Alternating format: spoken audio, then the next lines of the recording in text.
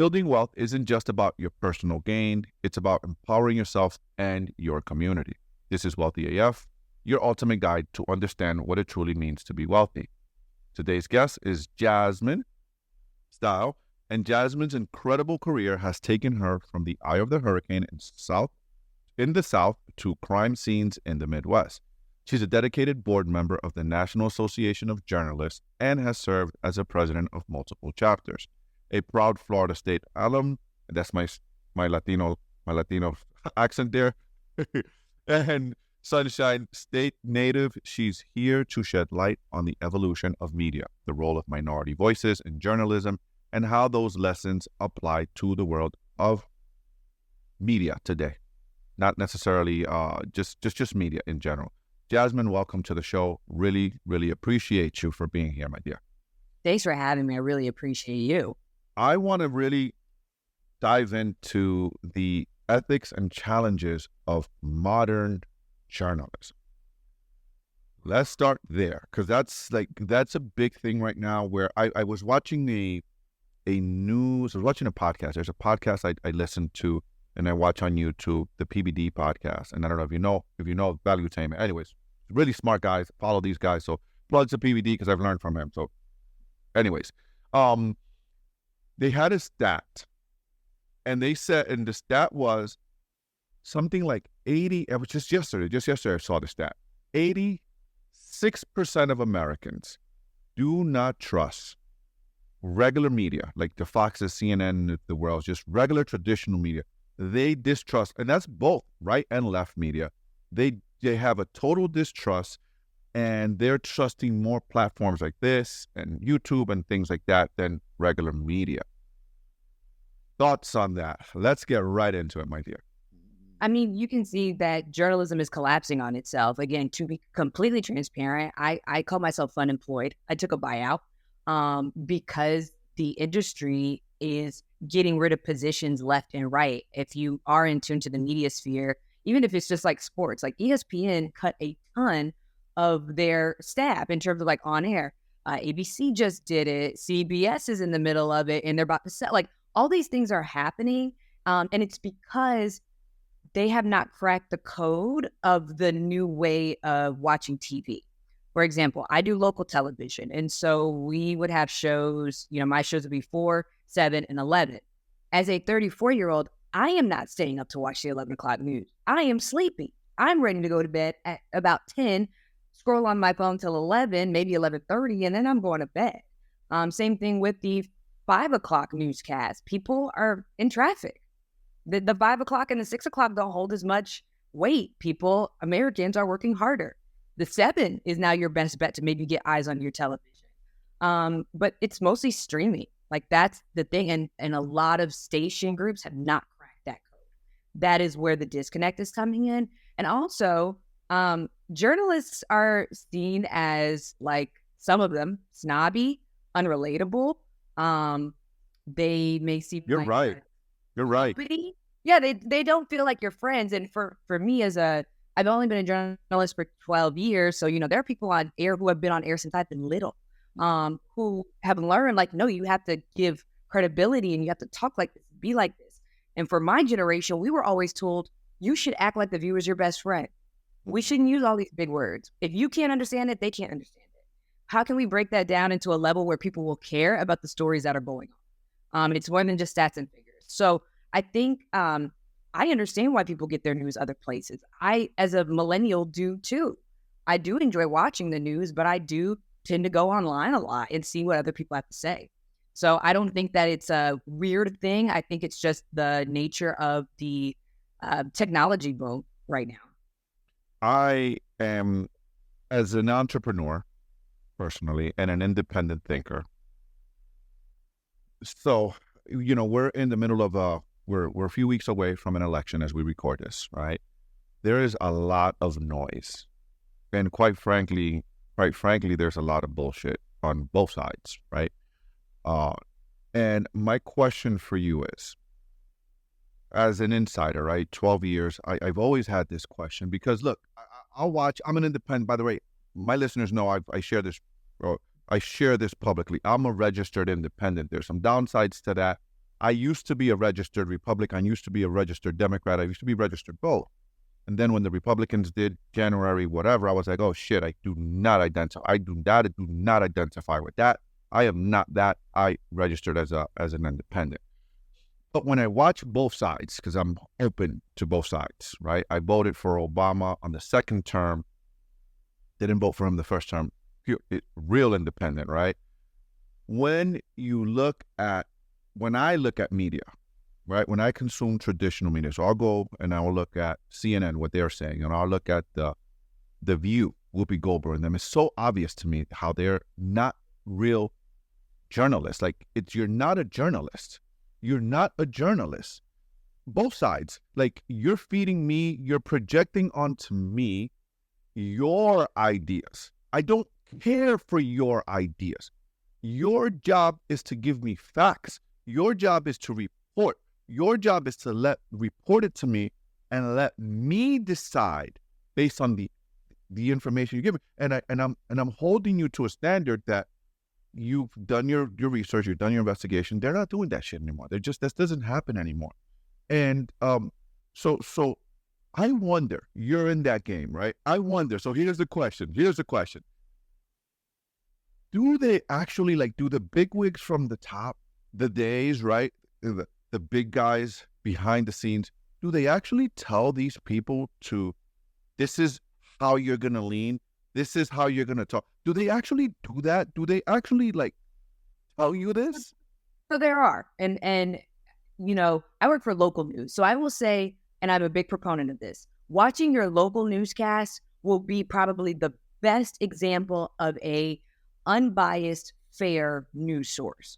Okay. Watching the bigwigs of CNN, MSNBC, Fox, they have, I wouldn't necessarily say agendas, but they definitely have slants. Fox is very much so right. Yeah. You go both sides. You know, OAN, they're even farther right. You go to Newsmax, they're even farther right. You go to CNN, they're kind of liberal. They go left. You go to MSNBC, they're leaning even harder left. And so even like in the local news game where you're asking, do people tell you to be this way? I can tell you for a fact, being a former employee and watching investigation on them by, I believe, the New York Times or the Wall Street Journal, Sinclair. They own a crap ton of stations around the U.S. And they, just like everybody else, is having a hard time. They're actually shutting down news stations, making the viewers have an even smaller amount of stations to watch. Like when you skew the competition like that, you're getting a lesser of a chance to balance your worldview by watching different newscasts. So when they're taking people out the game where they're buying up and then making both of those non-existent, you're down to only 2 news sources instead of maybe 4. Sinclair got a really bad light shined on them for having these things called must runs. Sinclair does lean right. They lean right. And I advertised with them a few years ago. I did commercial with, a lot of my local. They lean right. You know, I wouldn't say that maybe the local news people within your station maybe don't lean that way, but the company does. And so they would make these things called must runs. And during the Trump and Hillary battle in 2016, they were telling stations, you have to run this. And people were like, okay, well, you guys were in Philadelphia and you got an exclusive with Trump. Why don't we have anything with Hillary? Like, why can't we do both? And they would go, well, we don't have that. Just run the Trump thing. So then your TV stations would have to do their due diligence as being unbiased, fair reporters and find some type of information on Hillary's stop that day so that you could see both sides. They were running stuff with Boris Epstein, who was a insider of the Trump administration and Trump campaign, who I believe now is in kind of all that legal mess with the election tampering. So, you know, he was out there talking about all types of random stuff that had no backing in fact. And we were broadcasting this to millions of people. And it felt really dirty and icky because we weren't giving our viewers the fair shake that they needed to. And I know I had some other friends who are also in that. It would got to a point where we would stop running them and we would just say, oopsie, we ran out of time. And they would say, no, you need to start telling us which ones you're running, and you're going to report them. And so we were like, okay, I guess, but I never had that level of control before from the higher ups. Again, Sinclair made news right before that investigation that they were making all their news anchors, and I had just left my station. They were making all their news anchors say the same thing. I want to say The Daily Show or Jimmy Kimmel or one of them put it on air, and it was literally like watching propaganda. It would say like raised. Da, da, da, da, da, da, da. And then you would see somebody in New York say, the mainstream media, da, da, da, da. And then you see someone in California, the mainstream, it was all the same script.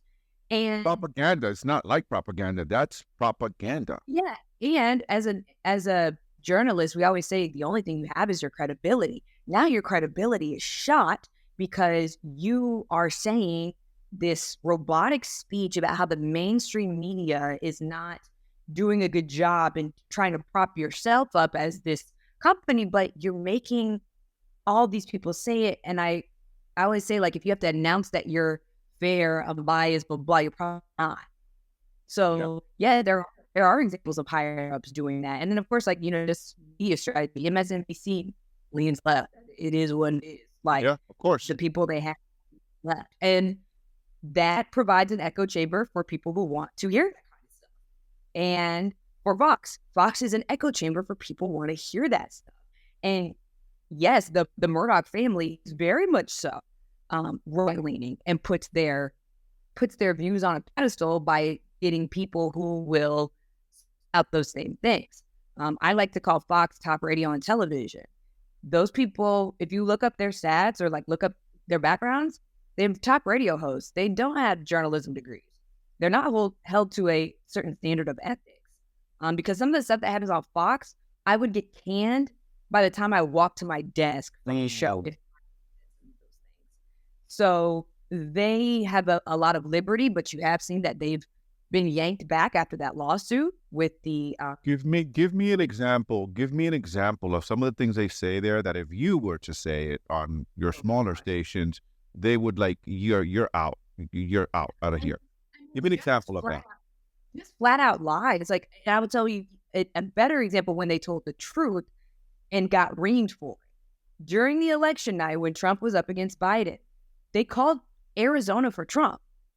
All the news stations are connected via some type of technology, AP, Associated Press, very right down the middle, straight, great source of news. Gentlemen. They have essentially like numbers that come in from all the polling sites and will kind of tell you, hey, this is who wins that race.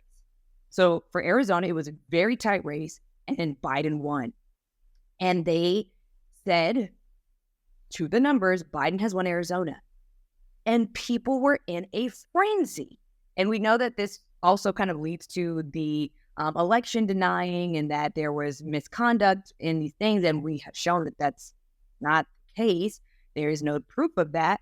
But he was amped, and people around him and his followers were amped that they told the truth, that Arizona was won by Biden, and they were reaming them. And it, again, numbers don't lie, particularly poll numbers. So you mentioned St. Clair. It is what it is. We're just gonna put him on blast. Screw it, right? We mentioned that corporation. The experience there, what you saw, that's pure propaganda. How do we hold them accountable? Like, who holds them accountable? Like, so I was watching an interview with Donald Trump, a couple days ago, and he was saying when he was just an entrepreneur before he went into politics, right? The media loved him. He said, media used to love me. And I remember those days. I remember media used to love Trump. Everyone, rap songs, Trump, everyone loved Trump, right? And he said, when media, New York Post, New York Times would write a piece about me, I would get a call from these people called fact checkers that would work for the media channels. And there was a law that changed in 1994. He quoted it, I can't remember, about in the media world. And so these fact checkers, they would get these articles before they published them. They would call them and say, hey, we have this article written about you, da-da-da-da. Is this true? Is this correct? Did you do this? Did you do that? Is this? And they would fact check, right? And he would have the opportunity to say, nope, that was misinterpreted. This is this way. And he said, and then he went to politics, but then some rule changed in 1994. I can't remember the name of the rule.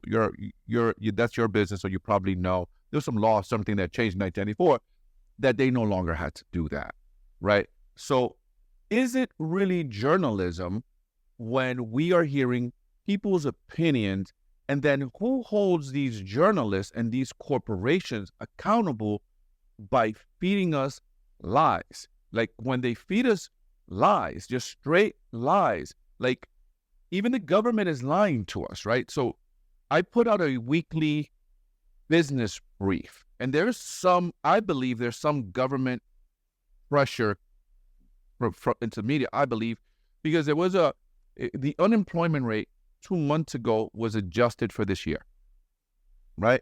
The unemployment rate 2 months ago ticked up, right? Ticked up to 4.3%. All of a sudden, when it ticked up, they also came out and said that they were off by 1 million jobs. Listen to what I'm saying to you. 1 million jobs, Jasmine. 1 million. Like a thinking person's going to look at that like, that's a freaking huge mistake. So there was 1 million jobs less created than the BLS reported. All of a sudden, it is now October, so the September's numbers come out, and they're saying, now the BLS is reporting that the unemployment number dropped 20 basis points. So unemployment went down. And now, to me, it's no coincidence that, hey, election is in 2 weeks, 3 weeks, right? Unemployment drops. You just said, like, and most Americans aren't paying attention to this stuff, right? I follow this stuff, right? I'm reading the reports myself from the BLS.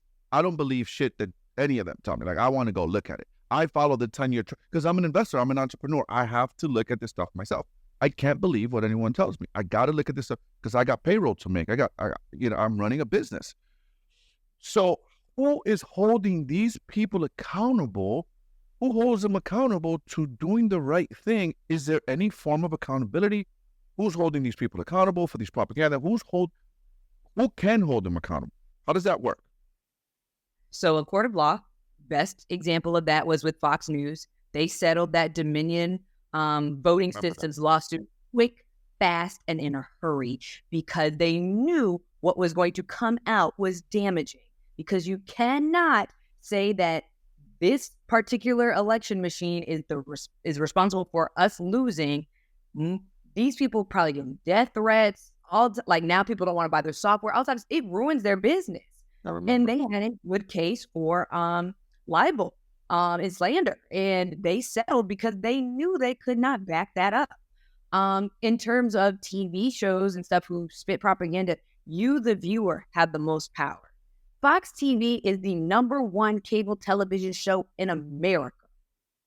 The reason why I believe that is because it's an echo chamber. It soothes and it gives people comfort to hear things that they think that other perceived smart people, because most people think that journalists are smarter than them, and that's not necessarily true.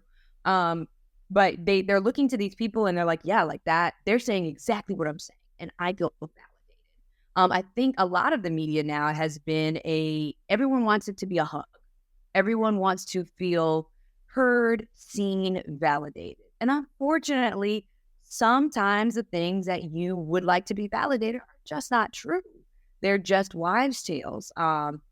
Best example of rhetoric that has real deal consequences, Springdale, right here in Ohio, or Springfield, excuse me, where the Haitians were eating the dogs. And I remember that.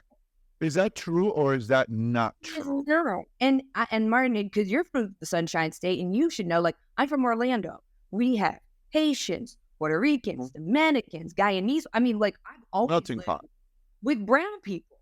And that, hearing about foreign country, including Asian people, eating pets is a racist trope as old as time. It has been applied to every brown person or person who is not white within this country.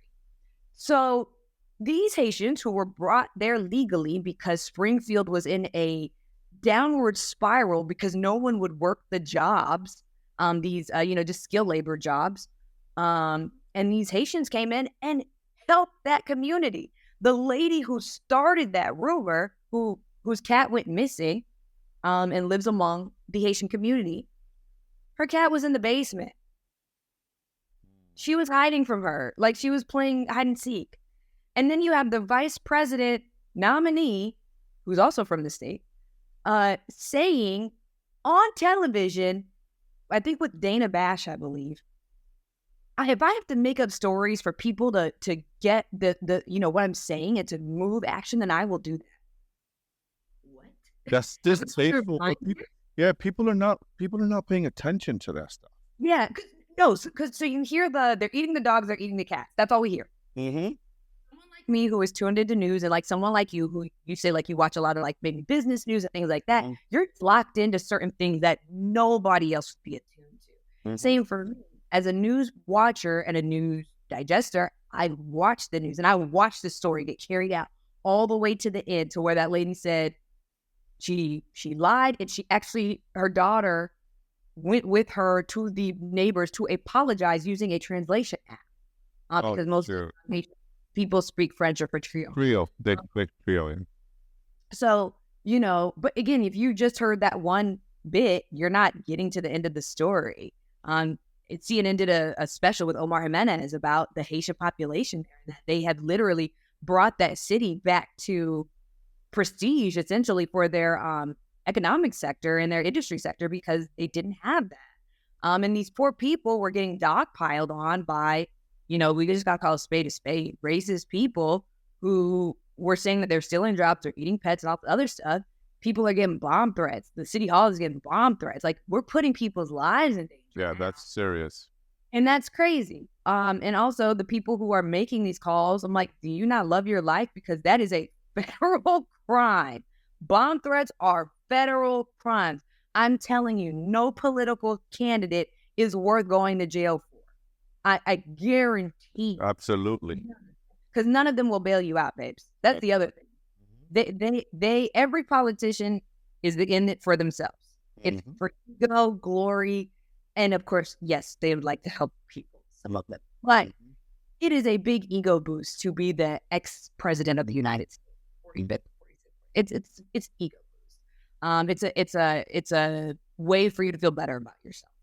And I'm telling you, if you go so hard for your candidate that you are willing to storm the Capitol, make bomb threats, beat people up, threaten journalists, threaten politicians, I guarantee you that it's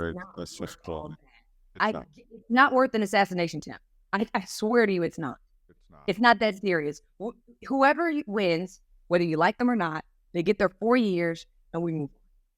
And whether you enjoy that 4 years or not, we all make it through and we get to the next president. I'm so glad that you said that. So I have a group mentorship program, and I'm in the group in our mastermind last week, and I start talking and I start sharing with the group. I started talking, the topic I was talking about was fear, right? Because right now there's a lot of fear going on, and right, what is fear? Fear is anticipation of pain, blah, blah, blah, blah, blah. And I get into fear. Like, people, I don't care who you vote for, right? Who you vote for is irrelevant.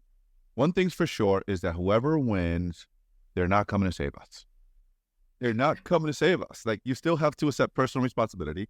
The best thing you can do for yourself is become a student of the policies as entrepreneurs, right? Because this is a group of real estate investors I mentor that are starting out, building their portfolio, creating wealth, creating passive income, and things like that, and building their portfolio.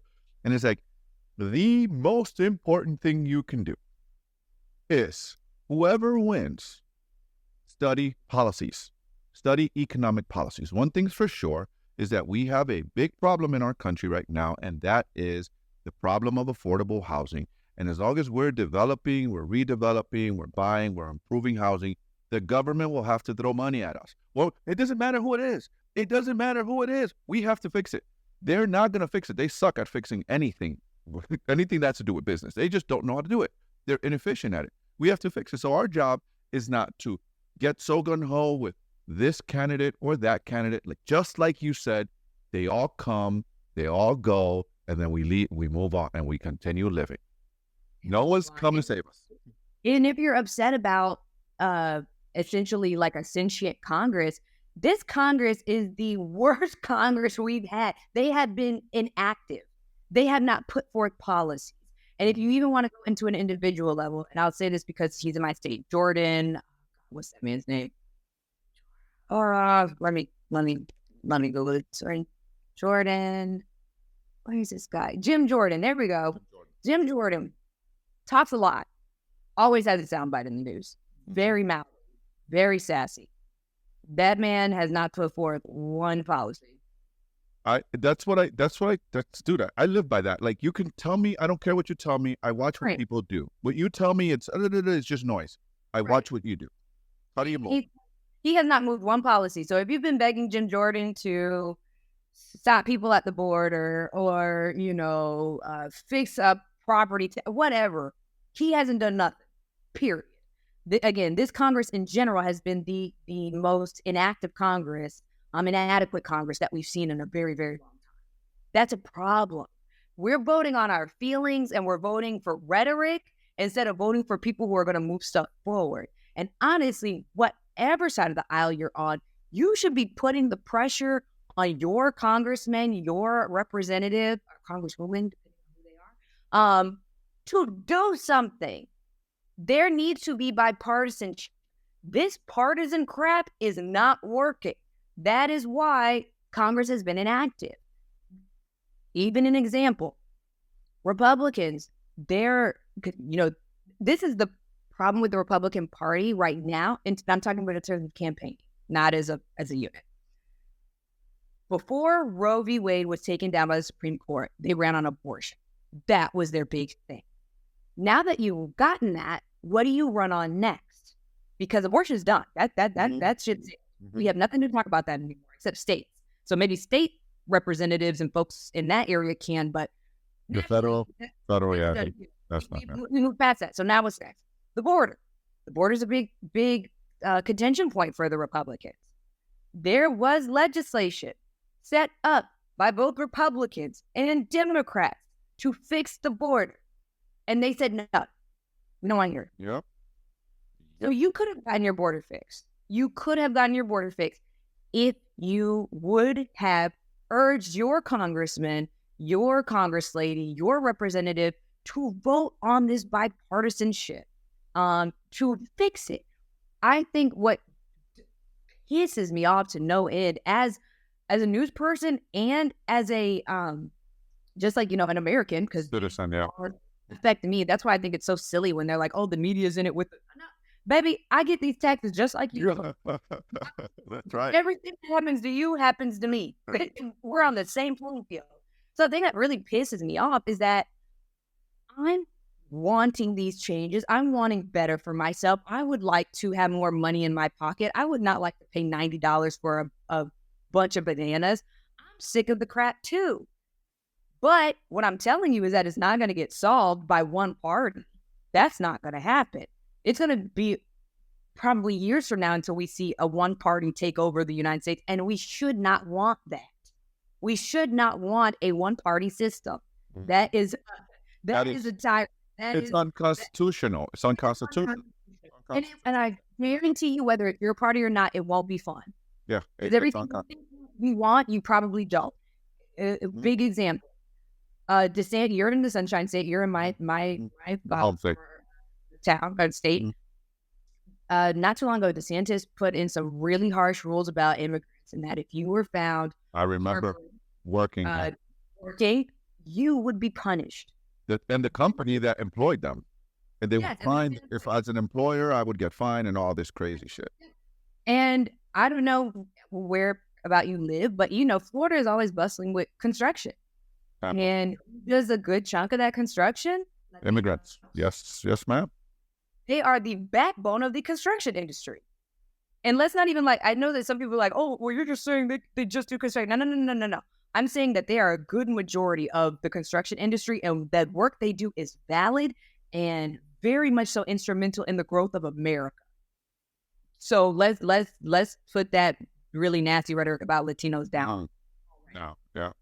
Construction sites were left empty for months. Yep. Months. They were fleeing. They were fleeing. They were fleeing to They- Pennsylvania.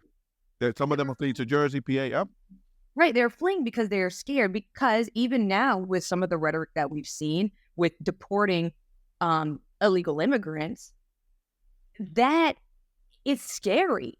Because even if you have documents, if so-and-so doesn't like you or thinks like, no, we'd rather not have you within our stratosphere, you're going to get deported. I think that's the thing. A lot of people, there's a very fun phrase on the internet that goes, I never thought the leopards would eat my face. So meaning like there are Latinos, Cubans, particularly in Miami, who are totally on board with taking all these immigrants out. And I want you to know, because if you're hanging out with the people who really believe this in totality, live it, breathe it, smell it, do it, they're going for you next. You're not white. You're not the majority. We don't like you. Mm-hmm. So you're voting for these policies and it might be next. And even women at this point, Republican women, voted for Trump 56% when he first won, 52 or 56. They made him the president. And some of those same women who believed in him and who loved him are now upset that their right to an abortion is taken away. Because as many people have said, abortion is not just, I don't want this baby. It is not. It is not. You go be a whore. That's not what we're doing. Yep. It is healthcare because some of these women who have wanted these babies, who have named these babies, who have had made cribs for these babies, have to get rid of them because they have essentially such a disformation in their body or their brain that they will not live. They will be severely crippled if they live past any type of age, or the mother herself is in danger. And now, because of that very stringent rule, women are dying. And again, no matter if you're a Republican or a Democrat, nobody's asking you that when you go into the ER. Absolutely. That state has made that stringent law and they are enforcing it because now doctors are scared to be thrown in jail. Yep. You're not going to get the services that you need, no matter how valid it is, quote unquote. Because again, with this particular thing, it's been a compass. It's been a moral compass for some. And if you are a Christian, as myself, I am a Christian. As I am as well. You have really aligned that to like going with your religion. But I don't. But for example, for Jewish folks are pro abortion healthcare because the life of the mother is at risk. And in their text, it talks about saving the mother. And that makes a lot of sense within that religion because the mother is who the Jewish lineage goes through. If that mother dies and that baby dies, now we've lost 2 Jewish folks. We've lost 2 of our people. That's a problem. So I think fear, as you talked about, has been a driving force in all this. Some could be more valid than others. Fear of losing your right to choose. Fear of getting your job taken. Fear of not being able to afford going grocery shopping. Fear of your child being indoctrinated at school. All these things are floating in people's minds, some based on truth, some based on half-truths. And I think that's what people need to figure out and really look to credible sources. And I know most people go, well, okay, I'm going to watch CNN or I'm going to watch Fox. I would tell you not to. So not. I would tell you the 3 people you need, maybe 4 people that you should probably listen to. Reuters, Reuters, international news organization, the BBC, because they have no dog in the fight, and their journalists are willing to say stuff that maybe American journalists wouldn't. The AP, which is American-based, it shoots straight and does not put spin of any type into their reporting, and the NPR, which is a publicly funded radio station and does fantastic programming on politics, and they shoot very straight. You will not hear the rhetoric. You will not hear the hyperbole. They just give it to you, boom, bam, this is the cut and dry version of And so if you're looking to really fact check and maybe step out of that echo chamber, just to get like a pulse check on the rest of the world, those are the four that I would go Guys, with. So if you take anything away from this podcast, repeat those again, please, Jasmine. Those people need to know where to go get, like coming from a journalist. Go again, please. Reuters, Reuters, the BBC, British, the AP, American-based, the Associated Press, and the NPR. And most people have an NPR station like locally, so you can hear like more about like your issues. That's the only one I haven't heard of, NPR. What does that stand for? Yeah, National Public Radio. The most fantastic, I believe, like N, with an N like Nancy, not M. Yep. N. Yep, Nancy Pierce Peter Roy. Okay. NPR. If you've ever watched a Tiny Desk, NPR does those. So they run the gamut. They do culture, they do music. I really love their political podcast. It's just called NPR Politics. And like I said, I think that they do the best of not saying any type of hyperbolic rhetoric about either candidate. Mm-hmm. They mostly use like, well, hey, Donald Trump did this and, that's unprecedented. Can we talk some more about that? Or, hey, that was really shocking to some people in this, particular base. Can you talk about that? I'd much rather hear that than like it's a lot. And again, as someone who likes, make America civil again. That's what I. That's a great slogan. So annoyed about the screaming back and forth, the denigrating, the name calling, it's stupid, and it doesn't get anything done. Everyone just wants their soundbite. Everybody wants to be the viral moment of the day, and that is going to get Americans nowhere in the grand scheme of things. And so, if you are sick of hearing people yell at each other, I would look to those the platforms that I named, and I guarantee you will feel much less anxious or fearful or tiresome of politics like many people are doing, to the point where it's making people sit out. And I want to, reiterate, if you've been told that your vote doesn't matter, you've been lied to.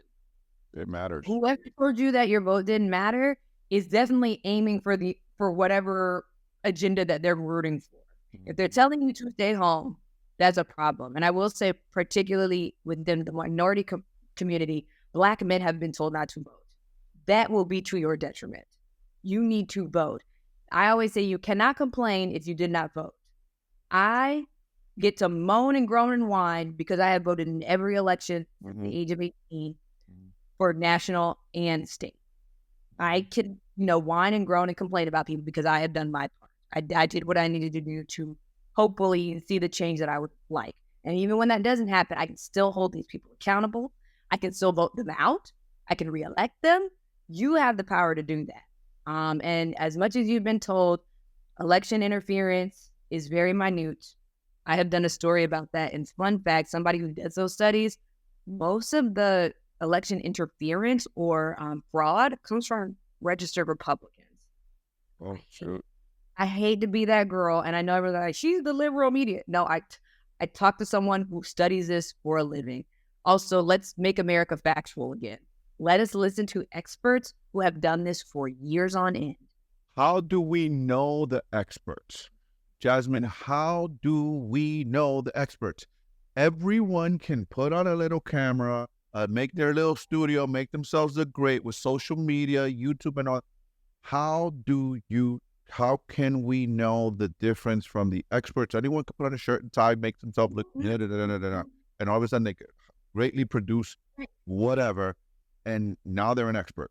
How do we know? How do we distinguish them? The best internet connection / website in the world, Google. You can find out so much by Googling people. We are the generation of a wealth of information, and we really don't use it. That's why I'm always perplexed when people get duped by Megan Thee Stallion would say, big font, bold background, that's fake news. All the random memes you see are probably not truthful. The things you see on Facebook, probably AI. You really have to do your due diligence to make sure that what you're subscribing to is really the full truth. Another great website that I like to go to is PolitiFact, PolitiFact.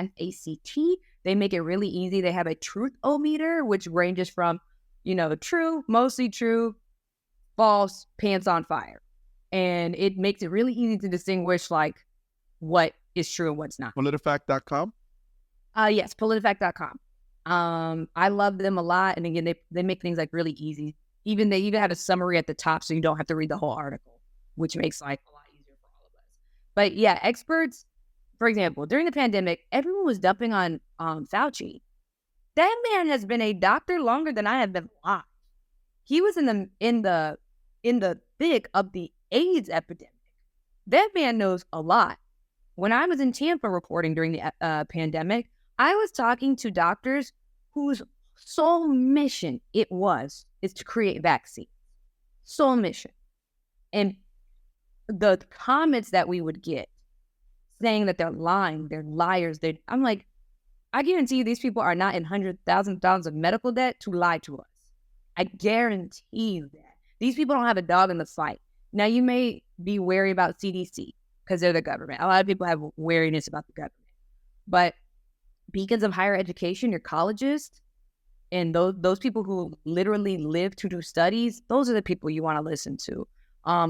See how long people have been in their position. Like, for example, Steve Bannon, man with a mic. He has no expertise. He has been a part of a cabinet, but not a good one. I think what separated like the Trump cabinet in particular is that he made a mistake of not surrounding himself with people smarter than him. And I don't mean to say like he's dumb. I think everyone should look around the room, and if you are the smartest person in the room, you got a problem. You got a problem. Yeah. You want to find people who know what they're talking about and who can be your adversary at times, who can tell you no, who will say, well, actually, like based on my research, and I've been in this industry for 20 years, I'm do this. You can't just have yes men around you. And again, I think that is the downfall of politics in general. We're in echo chambers. We have people who won't say no. And we don't want to challenge things because it might change our point of view. This has been, and I want you to come back. So just so you know, Jasmine, I definitely want you to come back. We haven't really, we didn't really dive in, but I think the conversation we had was extremely important. I just want to say something about something you mentioned earlier with this Roe v. Wade thing and what the Republicans did there. This is again my opinion. So this is just my opinion, listener. This is my opinion. When the whole thing in 2020 happened, to your point. So 2 points about that. First of all, you first said something about bipartisan. We need to make America civil again. And what we need, if we want true change, is we want bipartisanship. We need them to come together to change things. One party, totally agree with you there. I had a guest here, state senator for Pennsylvania, Marty Flynn. You guys can go check out that episode. And I had done some research on how he voted before he came on here. He's registered a Democrat. And if you guys listen to that episode, you hear me commending him. So he voted for a policy in the state of Pennsylvania that was created by Republicans for financial literacy and to be mandatory in the whole state of PA to be graduate. Look, you're nodding your head like, yeah, that's good stuff, right? Like, yes, we need that, right? Well, when I asked him, and this is on record, when I asked him about it and I was applauding him for voting yes to it, he admittingly said he got a ton of shit from his cohort Democrats. And I was like, what? He said, yeah, Mike, the Democratic Party gave me a ton of problems because I voted for this bill that I believed was the right thing. And that was like, we knew this stuff happened. Like, I knew this stuff happened, but it was never like, it never heard it from someone in the game, right? Like, right. Hey, this actually happens. Like, we just don't vote for each other's bills, period. And I think that brings you to a good point of like, everyone who's watching this, I want you to know that these politicians are playing you. This is how this works. They yell and scream at each other on the floor. They yell and scream at each other in their press conferences. They talk about this person, the devil, and this person's a hack, and this person doesn't know what to talk about, and I guarantee you they're playing golf next Saturday. Yeah, playing a golf. Are friends in real life. They like each other in real life. They just have to do that so that y'all hate each other and y'all vote where they need y'all to vote.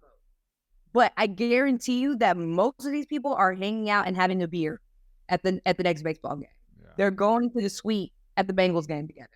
They do like each other. And so you are expending all this energy to hate anything that a Democrat would put through, or you hate anything a Republican would put through. And I'm telling you that them two people are just doing it to rile you up. Those two bases are doing it to rile you up, and they like each other in or behind closed doors. Closed doors, yeah. And I will also say, flipping that apart or flipping that over, there are bills that people don't vote for because in the grand scheme of things it seems good. But what are we talking about? Every party has an agenda.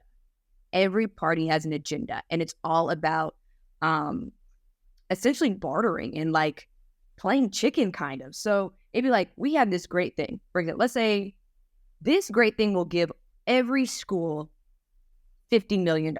That's not a real thing. $50 million could do a lot for schools. A lot for your children, for your neighbor's children, for the next generation. School is important. But within this, we could also say, well, we will also raise property taxes, and we will also vote to make walking your dog illegal between the times of 1 and 3 p.m. And you'll be like, okay, I like A. But I don't like B and C. Not wait, C. So I'm not voting for any of that because then I would have to give in for this part. And so there are bills where, one side or the other will be like, we put forth this great thing and this could benefit you. And they refuse to vote on it. Like, well, yeah, they didn't vote on it because B and C was stupid. And they're not going to vote on that because that literally is completely against their ideology. So some of those things I think are within reason, some of the B and C, but some are totally like off the Richter that nobody would vote for in their right mind. So I think that's another thing that people should do is really like, I know we hate it, but you got to read. You got to read. Yeah. And a place where you can go to read bills and like see what people think of them. They're called the GOA, and they are essentially the political nonpartisan watchdog for like Congress. And so anytime they put forth a bill, and I'm just going to make sure I tell you the right thing. Anytime they put forth a bill, they look at it and they go, yeah, no, that's not going to work. Sorry, it's the GAO, excuse me, the U.S. Government Accountability Office. And so they like to essentially take any type of topics and they kind of like debunk and fact find for you. So like, for example, I'm on the site right now. It's gao.gov. And their featured topic is cost savings. And so it talks about recommendations. It talks about the work they do, recent reports. And it says, this is what can happen if we do this. We have found out that this probably isn't the best route, yada, yada, yada. So if you want to go to people who literally know what they're doing, like very, very, very smart people, I would check out the GAO and see if you can, find what you're looking for and figure out, if that's really true. It also gives you a find an expert little link. And I would follow these people on their social media. I follow a guy about he's the gas guru aficionado for Gas Buddy. One of the biggest lies that I've heard both sides tell. Gas is not predicated on the president. The price of gas is not predicated on the president. Supply and demand. And I love following him because he debunks a lot. I think his name is Patrick DeHaan. It's always supply and demand. It's just what it is. It's simple economics. Well, it's like the barrel goes up, price of a barrel goes up, so the price goes up because of demand. That's just simple shit. Right, I know, but when people are saying I hate Biden because he raised gas prices, I'm like, he did it. What he did, he indirectly raised it by stopping the building of the what you call it. It impacts gas He stopped. So production, she impacted production. Yes. So, But, but a hurricane most stops people, production. but I most didn't do that. most people don't really know that. Most people don't really know the pipeline. I forget the name of the pipeline, whatever. And the only even like when he pulls like gas out of the reserves, which people are like, oh, they can bring that like by a penny. It really doesn't do much. It's really just to make sure that there's enough gas in circulation for everybody. But the president has nothing. Same thing with the vice president. Kamala Harris does nothing, and she hasn't done anything else. Well, baby, 2 jobs she got: break the ties in Senate, and she's had the most tiebreakers, I think, in either in American history or within like 2 decades or something crazy like that. And she's there to essentially be there if the president should die or be incapacitated. Yeah. And then she does what the president tells her to do. She cannot come up with executive positions. She can't. And even the president can only come up with a certain amount of, or like width and breadth of executive. Executive orders. Exactly. So I think people would really do well to read. Let's go back and watch Schoolhouse Rock. There's no shame in a catchy song that helps you learn stuff. So that you can really figure out how America works and like where the disconnect is happening, because people lie, people have agendas. People, just because you have a mic and a podcast doesn't mean you're an expert. No shade to Martin. Right. Martin be doing the work, but it doesn't make you an expert. So I think the best thing you can do is really be a consumer of news. That will do you well in so many areas of unbiased news. And being a student of U.S. government, even as a reporter, with U.S. government is freaking confusing. 100%. Everything. I Google everything. I Google everything if I have a question. There's no shame. So please Google, please read. There's a great resource I want to share. With you and the listeners as well. Something I subscribe to is the National Write Your Congress Association. I actually pay for this. So they give me all the bills I get weekly and daily. So it costs my company, I don't know, I think I pay like $200 or $300 a year. We pay for this. But I get emails with any bills that, first of all, I'm an entrepreneur. So any bills that impact businesses, those are the first things I get. And then through this app, so once I get the email, it tells me I click on the link, it takes me to the website, and then it breaks it down for me. Here's what this bill is, here's the pros, here's what the cons are, here's the things, and you can write your Congress right from there, your congressman, right from there. So I can click and I can tell my congressman, vote for this, I don't support this, this impacts my business, this impacts my family, right from there. And I literally get this, I digest it in the mornings when I'm meditating, reading my other financial newsletters, my morning routine. I'm looking, there's nothing of really interest for me. And I also see what they voted on, right? Like what they voted on, like what has gotten passed. Sometimes I don't have time to write my congressman. And you can write the president right from there too, by the way. You can. I'm looking at the site. You're looking at it, right? So you can write the president, right? Boop, like the link, and write, who do you want to write this? Your congressman, the president. So I've written to Biden and Trump, both of them. Like, hey, dude, I'm no go for this. I'm an entrepreneur here. This is what I'm doing. It's going to impact jobs. It's going to impact this. It's going to impact, how I navigate my business. So that's a great resource that I use. And just wanted to put that out there. I know there's that's wild cool. I've never seen that. You just taught me something new. That's great. Yeah, some guy came to my office one day, knocked on my door, and he was selling this thing, and I was like, "What is this?" And he was like, "Yeah, this," and I was like, "Shit, that is really freaking cool." I was like, "Sign me up for that." I was like, "Sign me up." A great way to spend your money. You can never go wrong by putting your money into the things that will affect you. You may not do politics, but politics does you. That's sports serious. 100%. My dear, thank you so much. I want you to come on I want you to come back because we're out of time. Jasmine, if people wanted to connect with you, social, check out your broadcast. And when are you coming back to Florida? Whenever you come back to Florida, we got to get together whenever you're back in town. Well, now with all these hurricanes, I'm like, yeah, well, hey, might be a while. So how do people connect with you? Where do they find you? How do they connect with you? So I am on TikTok, Instagram, Twitter. I'm not calling him X. His mama named him Twitter. That's what I'm going to call him. I am on Facebook. I don't use it much, but you can find me pretty much on anything as underscore news bae. NEWSBAE. BAE Yep. underscore news NEWS underscore NEWS BAE. Got it. So we'll make sure all of us we all check you out. We follow you on there. Thank you so Appreciate it. much, my dear. Love to have you come back. Okay. Love that for me.